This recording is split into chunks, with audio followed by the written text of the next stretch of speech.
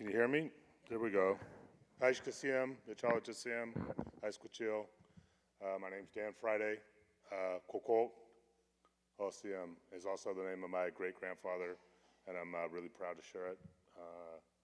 Kind of just get into my story, and it'll kind of unfold in a photographic visual way, which is, as an artist, is always helpful for me. This is currently Lummi Island. Lummi is the name given the tribe in 1855, much like the Swapops people, the Puyallup people.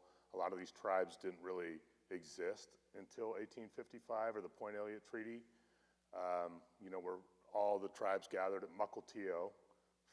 Historically, the famous, it's called the gathering point. It's like a really sacred place, actually. Mukilteo is the meeting point for all the tribes in the Puget Sound, and that's where they would meet annually or biannually and have a lot of their, you know, their tribal conferences, if you will, at the time. And the Lummi people, or Weklami people, or Lahakhtamish people, means the people of the sea. And the San Juan Island, up on the very top left corner, that's what's known today as English Camp, but that's the first village of the Lummi people, or the village of the first man, Swatan. The Lummi people are known as the survivors of the flood. You know, their history goes back millennia. As they're finding now, you know, 10,000 years, 12,000 years, the last ice age, they're finding people in Kennewick that have been at Cooper's Ferry for 20,000 years related to the people that live in Upper Columbia Plateau. So these people, these stories are from a long time around here. And the San Juan Islands at large, that was all the Lummi people, the Weklami people. So Lummi Island, very right next to it, that peninsula across on the left side of Bellingham Bay, that's the current day Lummi Reservation. And it's a tribal, it's the Lummi Reserve or reservation. It kind of extends past that into Cherry Point, but it's a river delta and a really poor place to build a home. It's not much, it's not as great as one of these island properties, as you guys know. But it is where we're from. This is my sister and I, also another amazing glass artist and a bit of a wallflower, so I do a lot of talking and I just always make sure to plug her. It's my brothers, my sister, my auntie Pauline Hilaire, or Scala of the killer whale, and my cousin Adam. This is at the Stommish boat races. But our story goes back, and I share these old photos because I feel really blessed to have them. You know, not a lot of people do have photos of their great-great-grandfather in the center. Frank Hilaire, or Hitaluk Osiem, was a very powerful person in Coast Salish stories and throughout up into the Strait of Georgia, down into the Puget Sound and around. He was just a really powerful person who escaped at 8 years old from Vancouver Island on a log and made it back to Lummi, where his mother was from, and was raised as a slave on Lummi. But it just meant something different to be a slave, of a really low caste in the tribal system then. And he worked his way up to be a very powerful, not a chief, but a leader of the people. And this is my great-great-grandmother, Agnes Haumea, and she's half Hawaiian and half Lummi. And that's another untold history of the Puget Sound, is there's a lot that was shaped by the Kanaka, or the Hawaiian people that came over with Captain Cook and the first visitations of the Puget Sound. And she's half Cowichan and from Kauai. Haumea's, the family is from Kauai. But the Hawaiian people, when they first came here, they, much like Filipino people today, just kind of interacted with the tribe in such a way. They're from a similar background, these tribal, family, communal cultures. That, you know, that's my Hawaiian story. That's a great thesis that hasn't been written, is the effect of the Hawaiian people in the Puget Sound. In 1855 at the English camp, that picture I showed you up of San Juan, that was the Pig War fought on Orcas Island.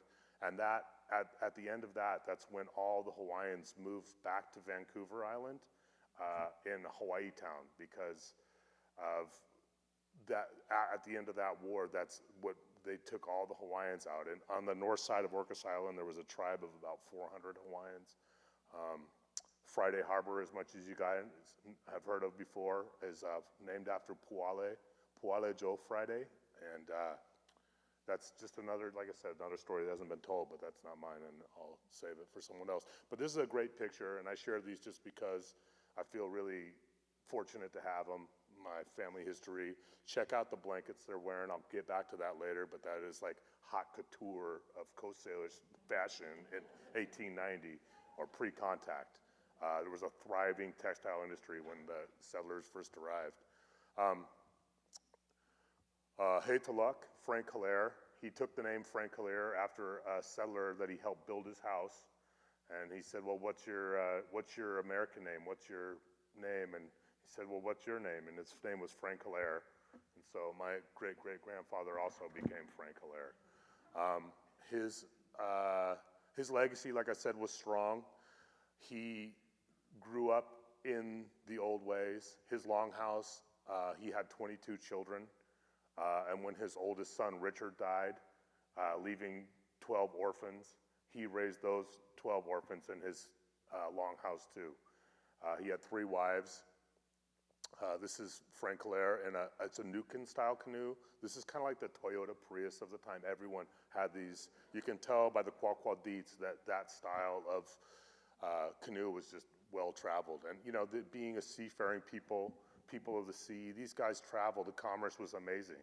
They came down into the Sound, up to the Straits, Southeast Alaska, down to trade, you know, just like if you've done any of the history of like Chaco Canyon, how the Aztecs reached up into lower Michigan and up into Chaco Canyon. It's the same with the seafaring people up and down the coast. And the very front here, the front right side, that's my great-grandfather, Koko, and he's the first son of Haytaluk. You can see over his left shoulder, and this is the Setting Sun Dance Troupe. This is another picture of my great-grandfather.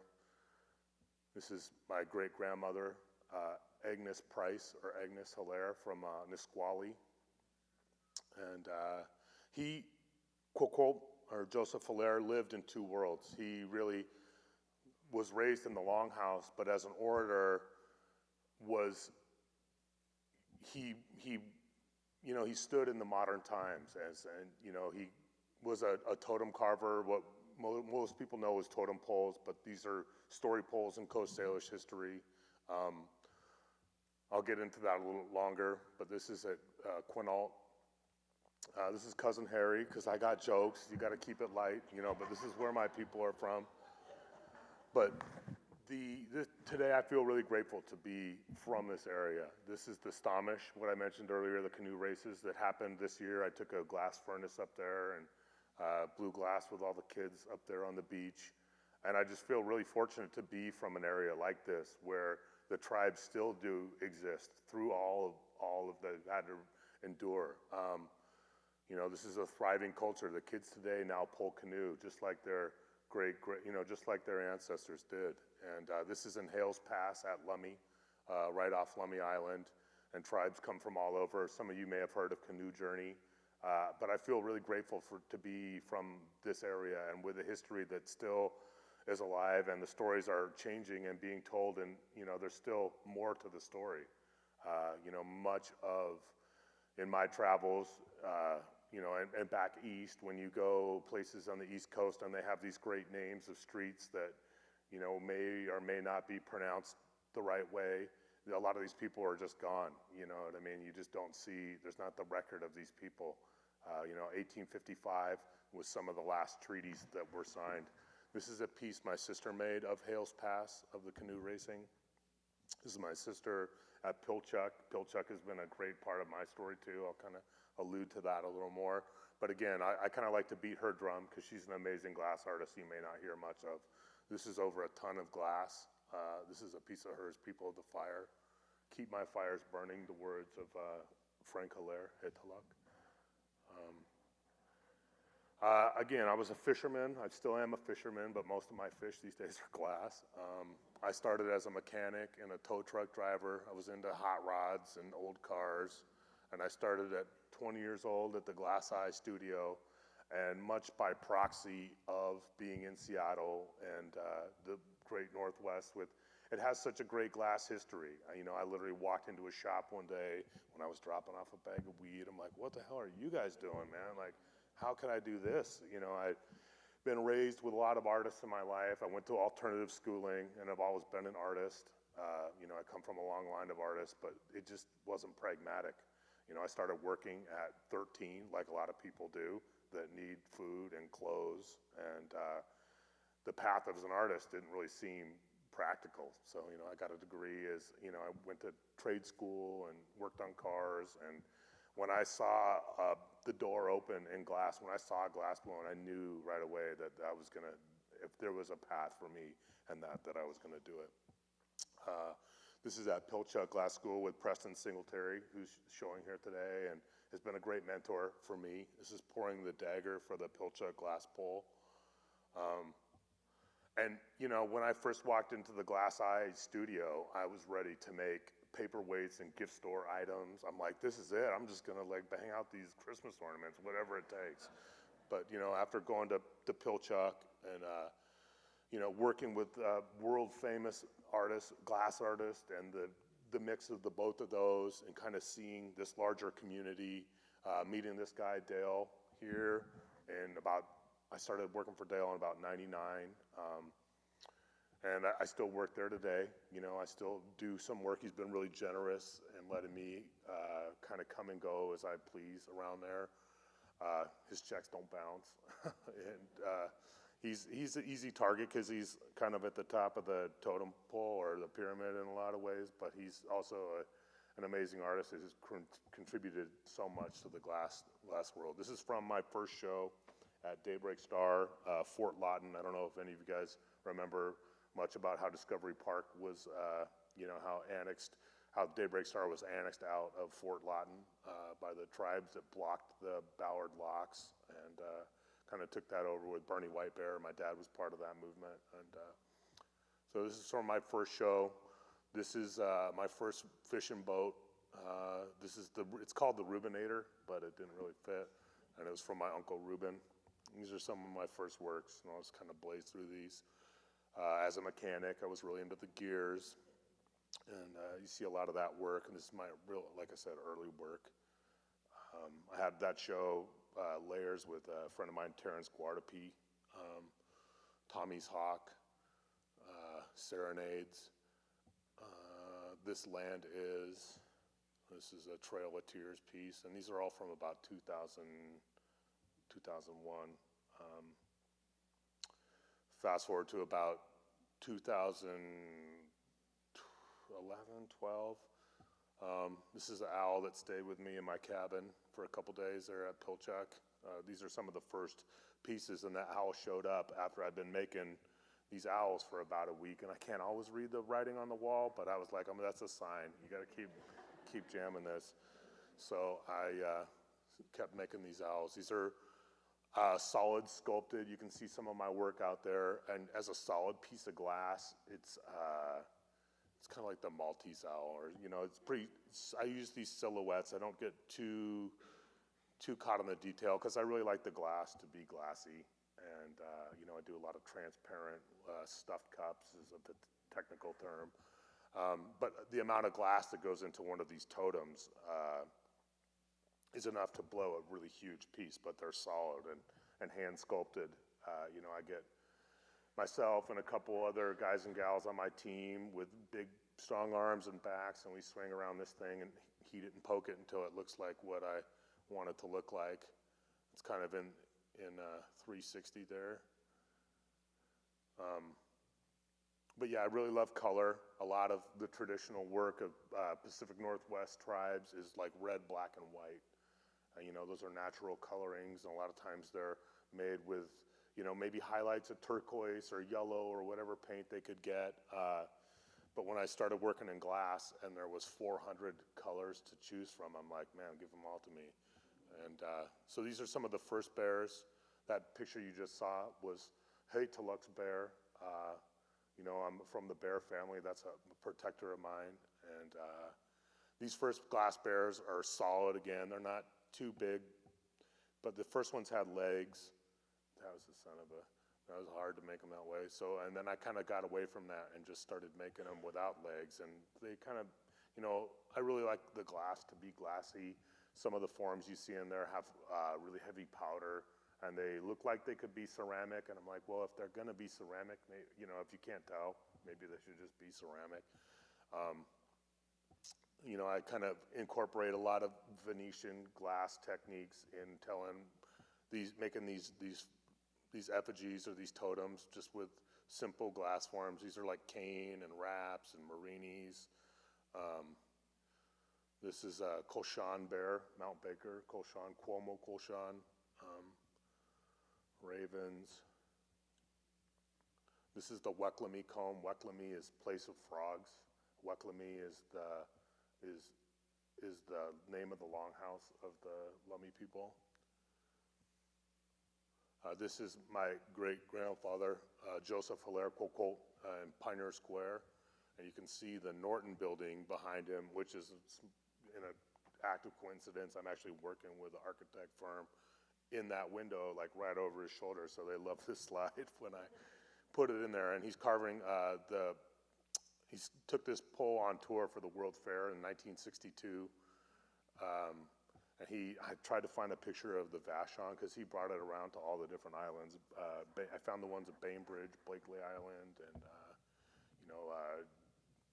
Tilikum Village. He did a lot of the tour, ran the circuit, and actually died on the peninsula in Quinault, and is buried at the Suquamish graveyard right next to Chief Sealth in a grave with no name. He was really poor at the time, and so even though he died before my life started in 1969, he died, and I was born in 1975. His life definitely affected the trajectory of my life. This is a book written by Scala, or my Auntie Pauline Hilaire. That's the Hilaire bear on the cover. And you can see you have one totem pole of his left. This is in front of the Whatcom County Courthouse. And this is, you know, a majority of this pole is fiberglass. His totems, I don't know if you guys are familiar with Ed Carrier, who's another esteemed elder who lives in Bainbridge, or actually lives in Indianola, but is from Suquamish, and just a master weaver and artist, and amazingly alive and coherent at 95. He told me when he was a boy, he would watch my grandfather carve, and he would sell his totems for, you know, $10 a foot. And I just can't believe that those were, I would love to have one of those, you know. You know, he barely squeezed out a living, you know, but he was a powerful speaker, and, you know, from that oral tradition, living in the time when change was abundant, and he saw the writing on the wall a lot. You know, they put together canoe races in Juanita and Kirkland for the governor at the time, Governor Stevens, and you know, because of his ability to speak, he was a big lobbyist, and he kind of really opened the door for the unions to finally start hiring Native workers. And you know, he did this thing where he was, at his time, you know, a little kind of out of the norm. He carved these totem poles. He would rough them out with a chainsaw, which was a little bit blasphemous, but nowadays, ask any totem carver, I'm like, duh, of course you use a chainsaw, and paint them whatever paint you could get. But his stories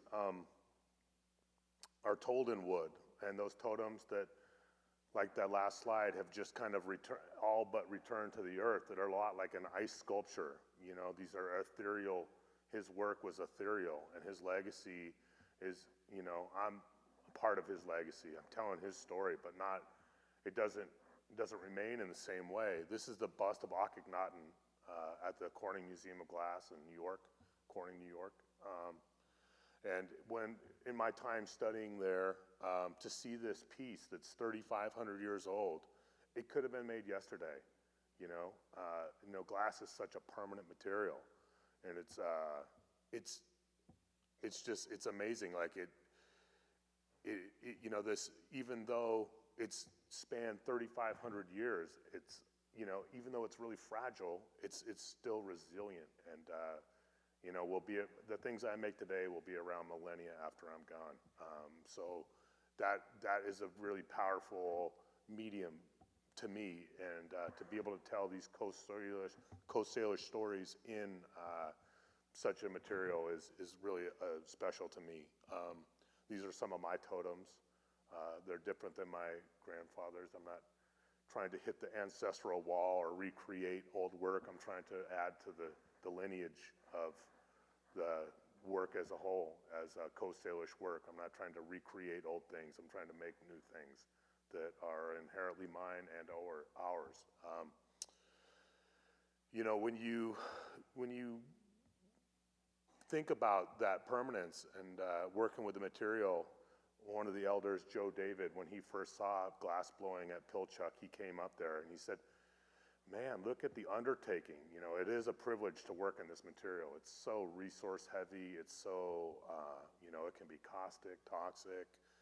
It takes a lot of energy. It has a high cost of entry. It's not cheap to learn how to become a glass blower, Joe David said, well, wow, with such an undertaking, it's so difficult to do, you better be making something important. That's just the first words out of the elder's mouth when he saw it. And I really, I'm like, well, maybe I don't need to make these Christmas ornaments or gift store items. And there's no shame to that. I'm just saying, I just really took that upon myself as something, I've got to try and find a way to tell my story in this medium. And it takes a long time to become a glass artist. Like I said, it's a high cost of entry. It's a lot like being a musician. I use like the analogy, like your kid has to be playing the clarinet for 5 years before you take your fingers out of your ears at the recital. You're like, oh yeah, that's a Star Spangled Banner or whatever, right? And it's that same sort of thing. You can't read a book about playing a guitar. It's 10,000 hours, and so it really is a commitment, and you get a lot of people come into the university, and I've got a master's degree in glass from this place, and I'm like, well, here's the pipe, learn how to take a gather. And we have a joke in Seattle a lot of times when you roll into town with your BFA and you walk into the glass shop and beating your chest, it's like, the BFA is barely fucking able, and now you got to get down and take a couple thousand more gathers, So it's just the way that is. Anyway, I digress. This is a full circle totem, and some of these are about 4 feet tall. I think this one's probably about 3 feet tall. It's solid glass, so it's quite a feat to put one of these together. The story this one tells is of the bear. You can hardly see the salmon in the middle, but the cedar tree growing out. And this is the story of salmon spawning bed restoration. And as they're trying to stop the collapse of the returning salmon, they realize that these spawning grounds need to be maintained. And a lot of that has to do with the health of the river and the spawning bed.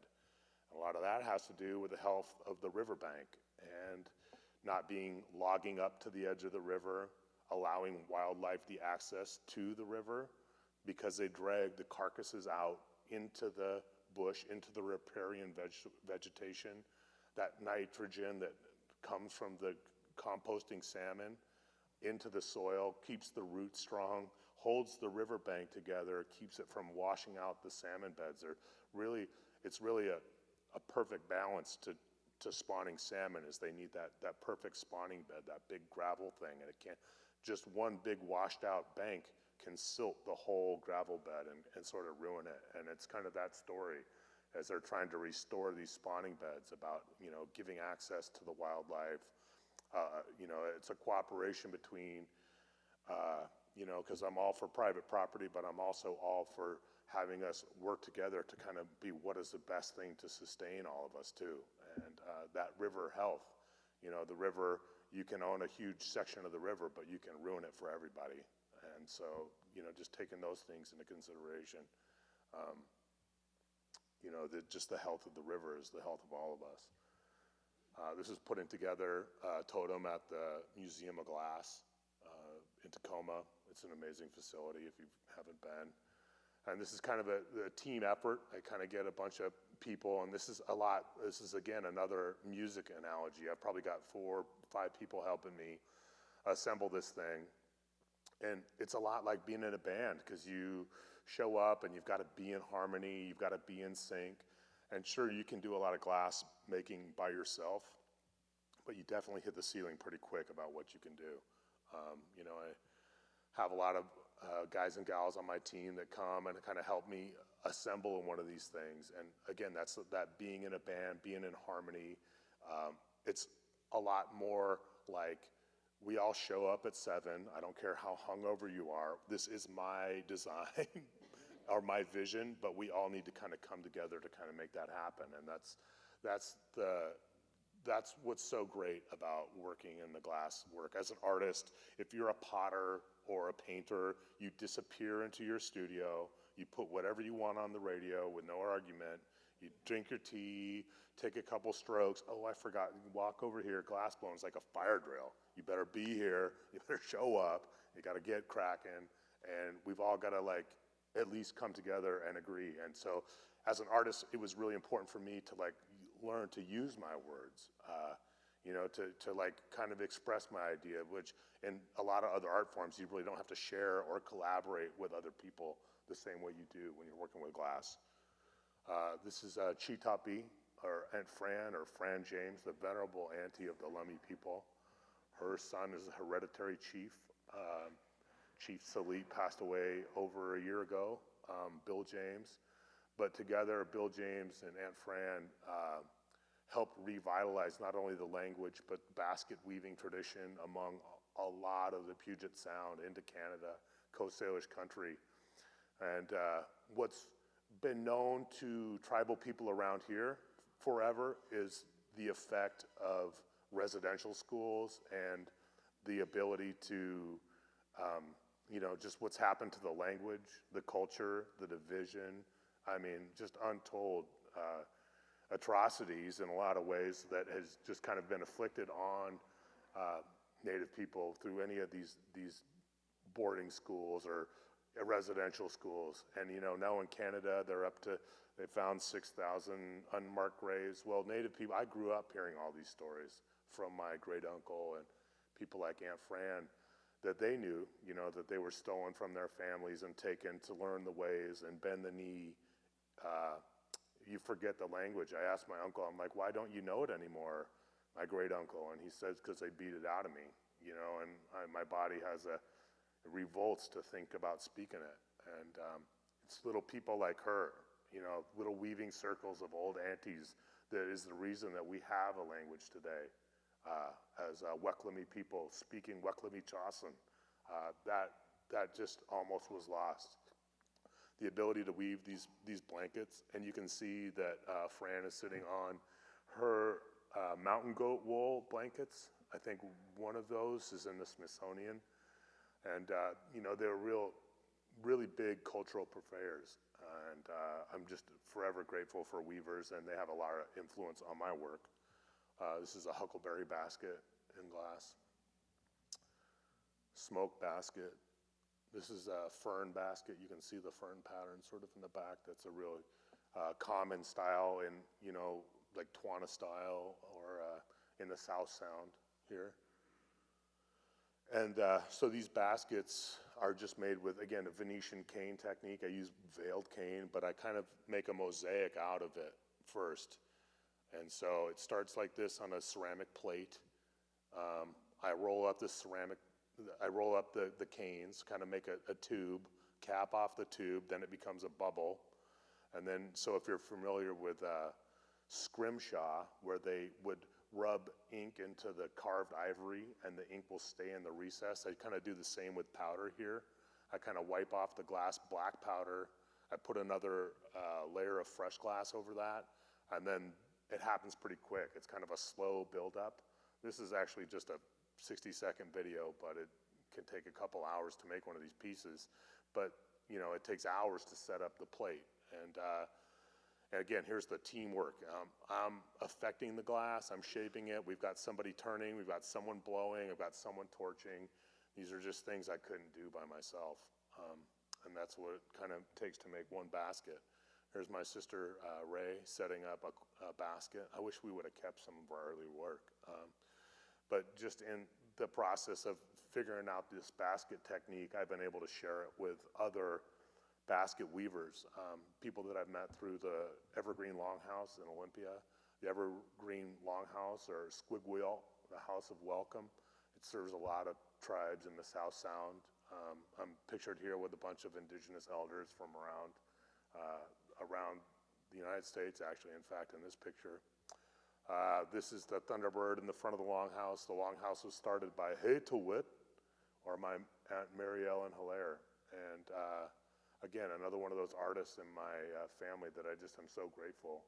You know, a lot of us in this life are trying to find our families, and you know, sometimes the family we're born to isn't who we end up spending our time with, and we're always trying to find that community. And she had a hard life, my dad had a hard life, people in their generations had a really hard life, but she did great things as a woman who was told she would never amount to anything and couldn't read, and she became the first female professor at the Evergreen State College in 1965 and started that longhouse that was built in the 80s.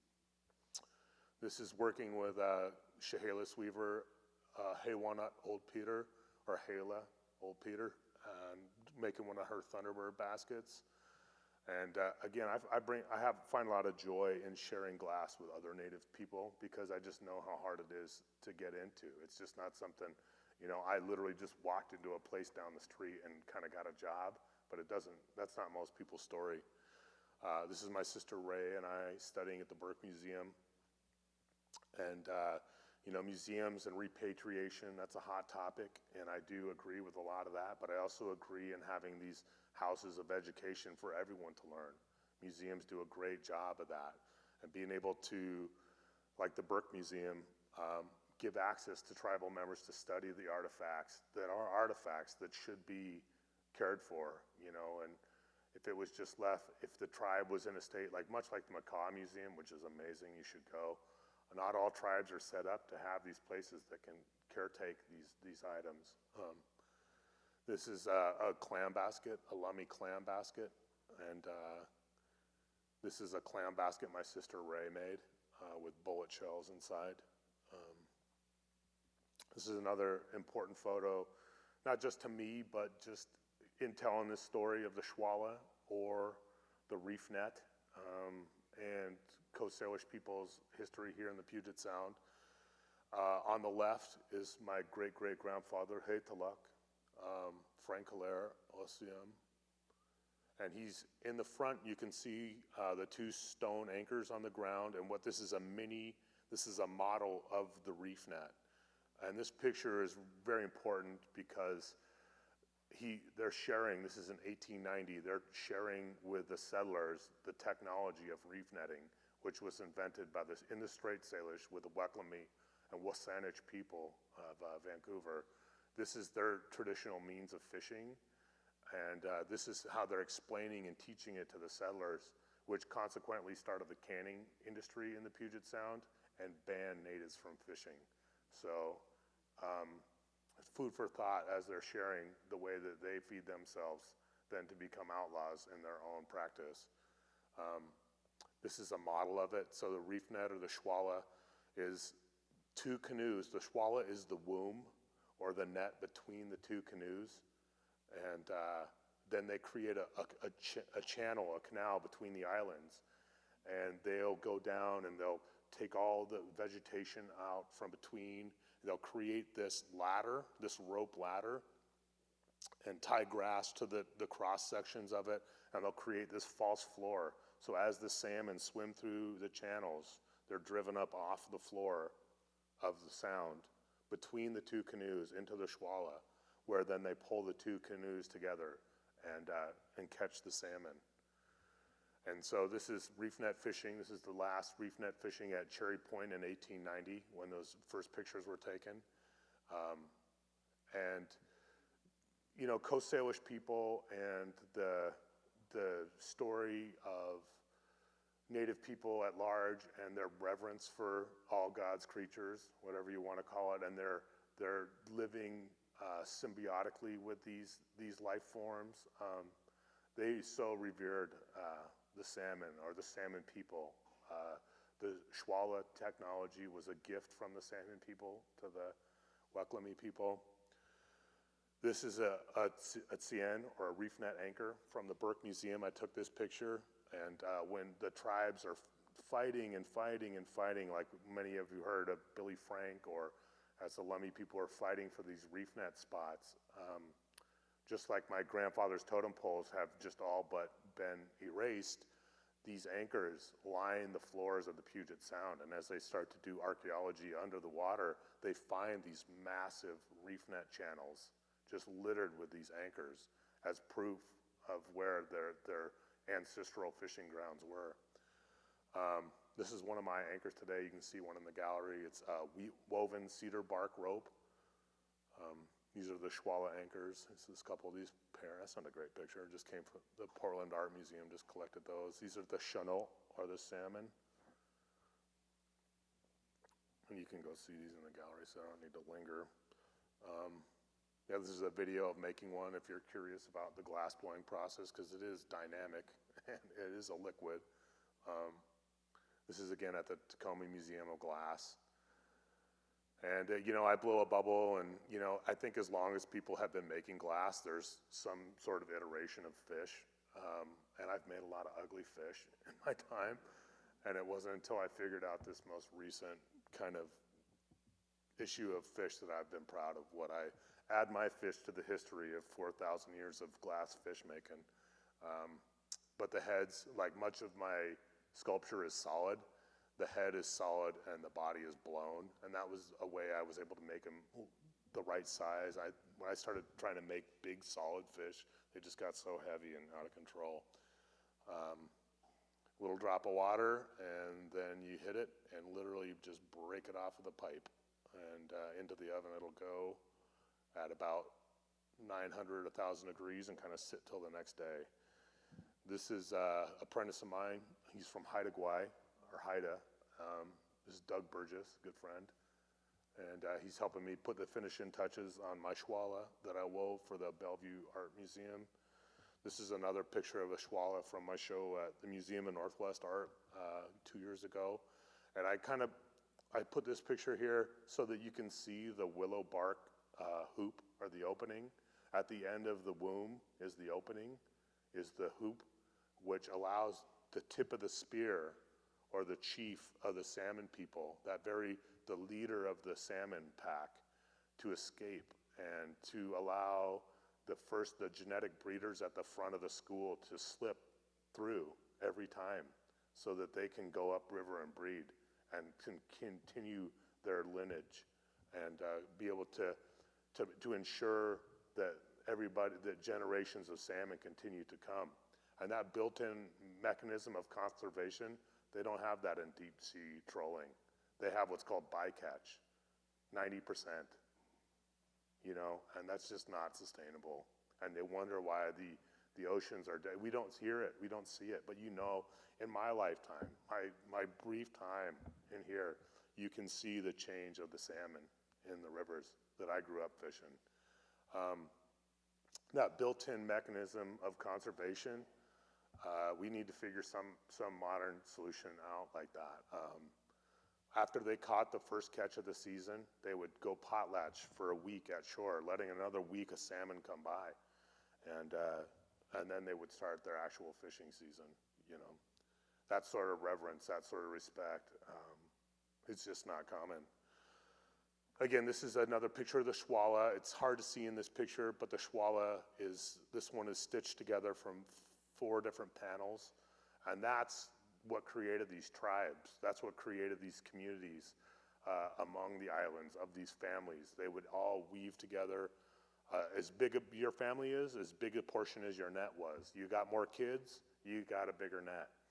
And as I sit down, what you guys don't see when you see my glass in the gallery, you don't see me weaving, or, you know, I wove this net by hand with help from other people in the family. And just going through the traditional ways creates that bridge with me and my ancestors, and it's just a respect. That's all they must have been doing. Like, to weave one of these ropes for the anchors out there, man, that takes me all day, and that's like 6 feet. They need thousands of feet of rope. That's all. There's no such thing as child labor laws, because everybody works together for the same thing. And the shwala, or the reef net, was a binding thing for the tribes. Like, it was a commitment that they all had to each other. This is my longhouse at the Mona. You can see the straight poles with the straight grain on the left. Those are the female poles, or the strong poles. The knotty, or the gnarly, or the wavy grain poles on the right side of the longhouse always are the male poles, and the less firm. This is a Kolshan Bears neon piece. Actually, this is going to the SeaTac airport hopefully next week. This is what we called the salmon butterfly, or sockeye shunno butterfly, the white butterfly we also know now as the cabbage moth, and we're not so stoked to see this. But when it shows up, that's when you're supposed to get your reef net in the water. And this is called sockeye moon. This is the weaver's triangles. This is a Salish spirit woven cedar hat. This is a We Are Still Here series. This is another Coast Salish headdress. Cedar, abalone, blown glass, sculpted. This is a red-faced dancer, my cousin Ron Hilbert, son of Vi Hilbert. Missing and murdered indigenous women. This is a famous painting by Paul Kane, and in the foreground you can see the skaka, or the Coast Salish woolly dog, and this is made in the early 1800s, or mid 1800s. And this painting is important, not only that it shows Cowichan women weaving in the traditional style, but it shows them weaving with the dog, and which was misunderstood for a long time. Like I showed you Aunt Fran's mountain goat wool blankets. They thought that the majority of those Coast Salish blankets, that haute couture circa pre-contact, was all mountain goat wool, but it was actually dog fur. And this is the skaka, or the Coast Salish woolly dog. This is one of the only pictures of it from about 1863 is when it's thought to have gone extinct. This blanket is at the Burke Museum, and now with DNA testing at the Royal Museum in Vancouver and the Burke Museum, it's verified what Coast Salish people have always said, is that these blankets of the ancestors were made with the dog fur. And it's also mixed with cedar bark to keep the moths away, and mountain goat wool when you can get it, but it wasn't harvested. They had a textile industry of their own when they came around. And all these little tiny islands, if you see one of these islands, it's like 2 or 3 acres with trees on it, those were skaka islands, or dog islands. And it's funny today, because outside at Macaw, or like at Ozette, all these islands called Dog Island is where they would have animal husbandry, which was thought to be something foreign to Coast Salish people. And you know, that animal kept the bloodlines of the skaka so that they didn't breed with the typical, the village dogs, and that fur was so important to them. This is skaka panels, so these are unfurled glass cylinders, kind of blown in that style. And again, that kind of just sums up some of my work, but where my work looks like today. And I got a good head start was from Dale, working with the youth. And this is the Hilltop Glass Program, started about 27 years ago now. You can see I'm in the back right corner. My good friend Trent is in the front right corner. And I work with a lot of these people still today. And you know, it's not trade school learning how to blow glass, but glass has an important way of like learning to communicate. I feel like some of the big value in this is the first year of the youth program with Native youth as I started at Pilchuck. And these kids, some of these kids are from the Foster, the Lummi Youth Academy, or from the Lummi High School. And you know, I don't promise these kids that, you know, you're gonna become a glass artist one day, but for a week you kind of learn to get out of yourself. Glass has this magical way of keeping you in the moment, and learning to communicate, forgetting about yesterday. You're not worried about tomorrow. You're just here in the moment, trying to not get burned, learn how to communicate with each other.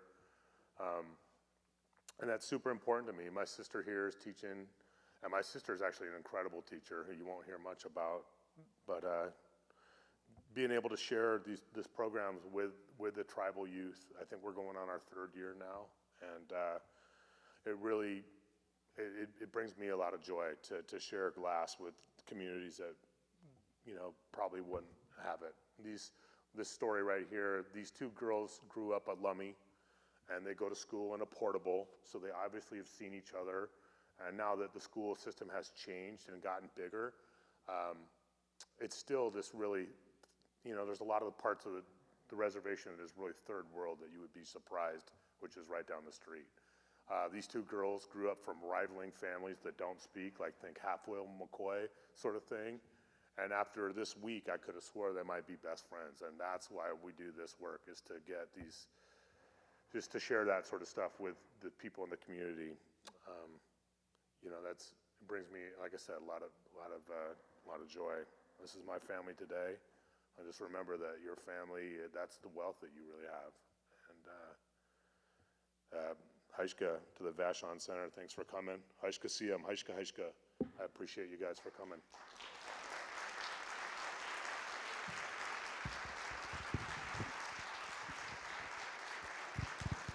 So we can take some questions, and I have this mic if I get to you, but if I don't get to you and you just want to ask a question really loud, Just shout it out. just shout it out. Exactly.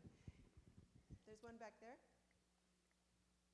I heard recently that of the 12 or so ReefNet licenses that exist now, that only one is native held. Do you know anything about that? Yes, so that ReefNet is at Cherry Point, and that's by the Lummi Nation. And the U.S. government granted that ReefNet license, which is, you're right, of 13, there should be more tribal licenses.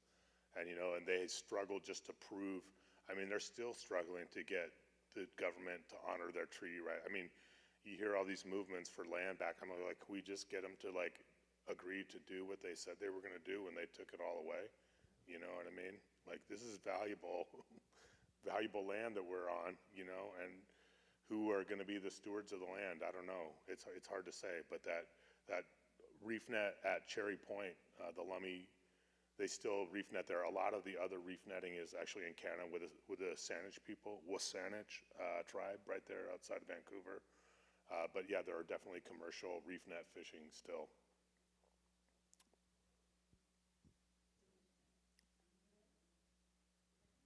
Is it possible to come and see you working? Yeah, you know, I work, I'm moving right now, so my life is up in arms, but I definitely, you know, just reach out, FridayGlass@gmail. I'll shoot you a time. I work in public spaces. I work at Pratt Fine Arts Center in the Central District, or Shack in Everett, or sometimes I work at Dale's Studios still, wherever. Just reach out. I'm not hard. The internet knows how to find me. If you just reach out, you can come by, throw stuff at me.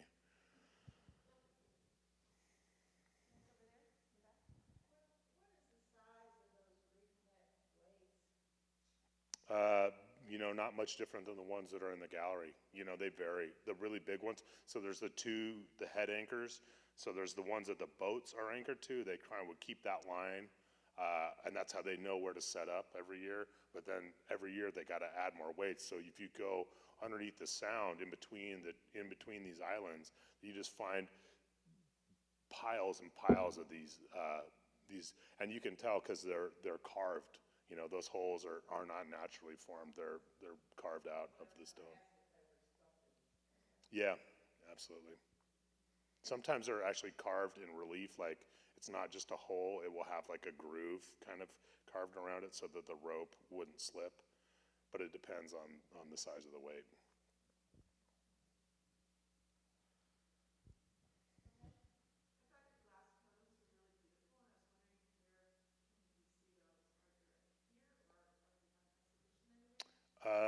Let's, yeah, there's some, yeah, we have work here. I have one of the ones similar. I have some in my, there's one, yeah, there's here, Seattle Glass Blowing. I just did a demo.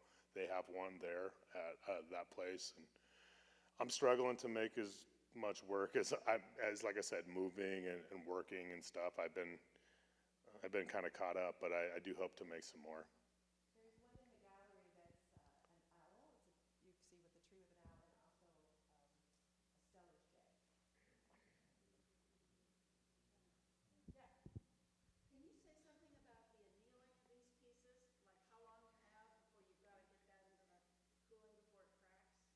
Well, yes, and it's crazy because the oven is actually the cooler, which cools down the piece from 1,000 degrees.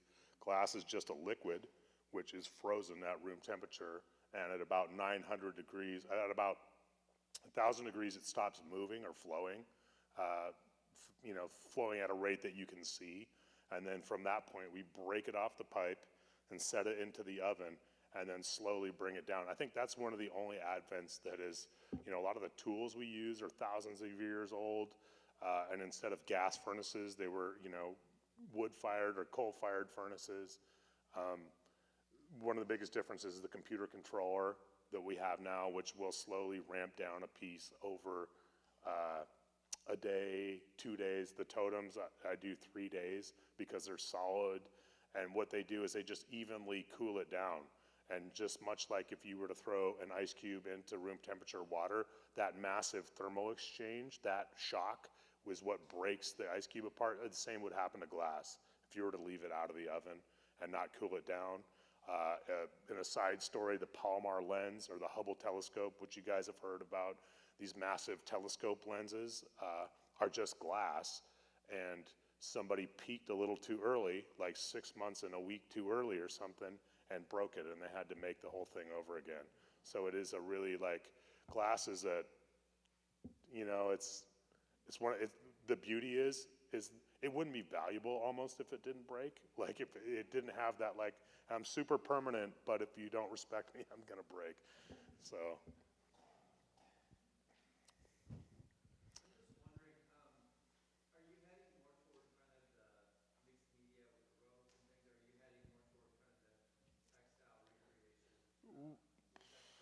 I mean, I don't know where I'm headed if I'm being honest, but I do a lot of mixed media work. What I'm more known for is my glass work. Like when I had a show, and I've kind of cut my teeth as a gallery artist. And what that means is okay, at first, here's 10 square feet of our sacred gallery space. Now maybe sell 50% of your stuff or we won't call you back. And so you're kind of driven by this market place. Whereas when I have a show at the Museum of Northwest Art, and it's a museum and it's for educational purposes, they encourage you to tell these stories. And as a storyteller, I use glass because it's kind of check out my cool trick, but it's also a cool material. But there's some things, I use whatever is available, ceramics, glass, wood, metal. I'm a welder of sorts, and you mostly see that kind of work at a museum show, whereas mostly in the galleries you'll see glass. So, You talk about working with your crew as being bands.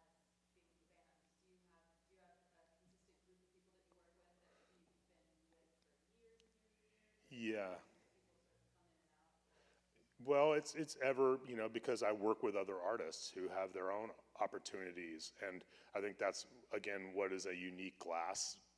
I mean, one, we're in the Pacific Northwest, whereas I can overnight replace a crew, which is weird. Like when I work in California, people drive across state lines to come work with us.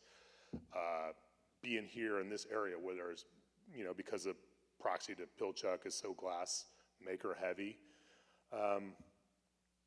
But it's one of those things, people come and go, and I have people, but there's also a similar language, like the material you become, and when you put two virtuoso musicians in a room and be like, all right, bang it out, it doesn't work that way. You kind of got to develop a rapport. Someone can be a real expert in one field and not, another facet of the glass making.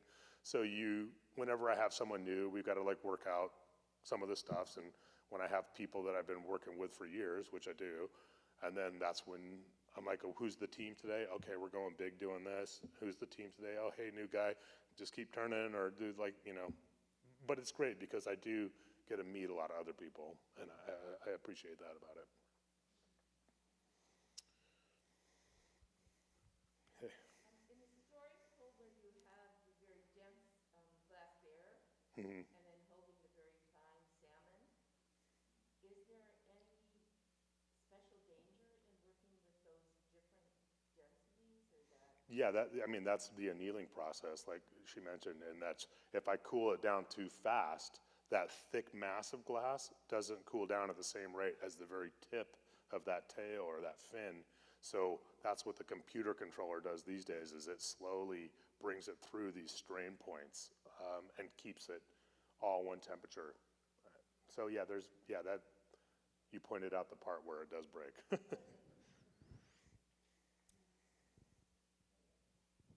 What's up?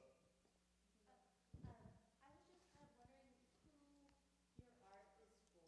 You know, it seems like it's changed a lot over the years, and, you know, how do you balance, like, kind of the internal community conversation with kind of this outward-facing, educating people outside your community, and, like, who's keeping you accountable, and, yeah, kind of what's the compass for you? Well, yeah, I don't know. Is that you? I'm not sure who I'm like. I'm not sure. I like making work. It's what I'm driven to do. And, you know, it's not for everybody. And what people think of me, that's none of my business. That doesn't help me. You know, I know sometimes what the story is that I want to tell or what I'm inspired by, but that's, you know, all I can speak to. My work definitely has a story, but I don't speak for everyone. You know, I can tell my story. I'm pretty versed in that. And, you know, I wouldn't presume to speak for other people or tell people what to think about my work. That's kind of up to them, isn't it? You know, so I don't know, maybe let me know. Yeah, sometimes that's what you don't see, because you have an idea and then glass lets you, you know, there's what you can kind of achieve or get away with.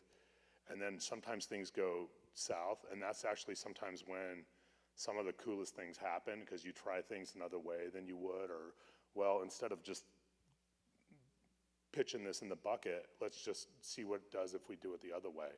And that's, you know, kind of benchmark in the studio stuff that people don't see.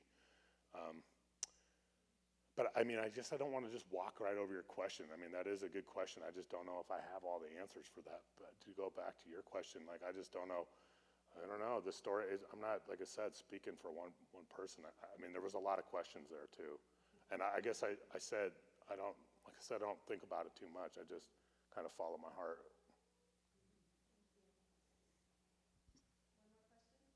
Yeah, I was wondering, Dan, when you sometimes decide what you want to do, you sketch it out prior to going to maybe? Yeah, I do. I mean, I'll have an idea in my head, but, you know, and a sketch, and I'm no illustrator. My sister's an amazing illustrator. But, you know, even just a stick figure helps convey them, because I'm a visual person. That's how I learned too. It helps communicate with the team what I'm trying to do, you know, and so I do, you know, I don't have a line of paintings or images that I, you know, do that. Mostly a three-dimensional. Yeah, that's how I work, but I do some sketching. It's not a question, I just want to, I just have a lot of appreciation and gratitude for the fact that you weren't just presenting your artwork in this, but that, like, you shared your history and your, you know, acknowledging your ancestors, acknowledging and seeing the pictures and kind of bringing those stories alive in this document. So really, really grateful. It's so much broader and deeper that way. Hajka, I appreciate that. So you went from mechanic to artist. At what point did you sort of embrace and identify yourself as an indigenous artist, and what was that process for you? Well, there's a story. I mean, I'm full of stories, man, but Aunt Fran, she taught me, when I went to visit her one day, and, you know, she told me her house was, you know, just like she lived in her like her house was her studio, and it's a tiny little house on Lummi Shore. Yeah, thanks for coming. She said, yeah, cheers. Yeah, Hajka. You know, I'm like, hey, Auntie, I've been working for this guy for 12 years. He's big and famous. You seen him with the eye patch? He's super famous, da da da da da. She's like, well, where's your work? What are you doing? You know? And I'm like, no, but you get it. He's super big today. I don't know. She's like, said, Auntie, well, I don't have a degree. Everybody I work with is from a fancy art school or, you know, and she's like, I don't have a degree. I don't need anyone's permission to make my work. It's what I do. And, you know, I really needed to hear that. It really kind of lit the fire for me, you know, that I needed to get out there. And, you know, it's hard to find your voice. Glass is a really tough medium to find your voice in, too, because you're, like, inundated with these thousands of year-old glass techniques that are Venetian. There's definitely American influence. It's like you've got to learn how to play the Star Spangled Banner or Mary Had a Little Lamb on the guitar before you can become, you know, Jimi Hendrix on the Chitlin circuit, and then Jimi Hendrix that we all know is this like person.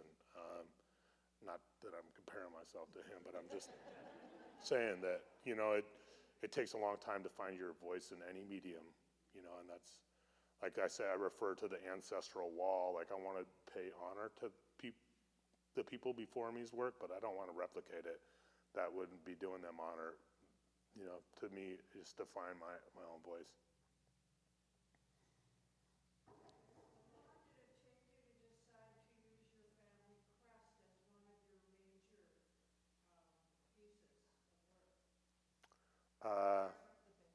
So yeah, I guess the bear. It's actually, I don't use the crest that much. I do in these necklaces that I make that are a three-dimensional carved thing. But the crest itself is particular one, but the bear is my spirit, is my guardian spirit. I don't know if you stood next to me, but I'm kind of bear-y if you hadn't seen me. That bear energy, you know.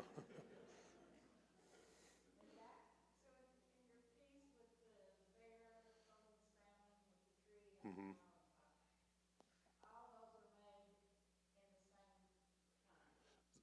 Sometimes they are, and sometimes, you know, we have what's called a garage or an annealer, and sometimes I'll make parts. I'll have a small team, and we'll kind of like make the parts, and then we'll hire a big team, and we'll put them all together over a couple days. I just wanted to say you were recognized as I do for your honoring your heritage, but also I was very touched with how much you honor women. What's that? I was also very touched with how much you honor women. Oh yeah, well that's a big part of where we're from. You know, we're a matriarchal society in a large degree. I think it's a real even balance, but they're the people that teach you and have kept the traditions alive. A lot of my best, you know, my biggest teachers and influences have been women. And yeah, you know, I just go.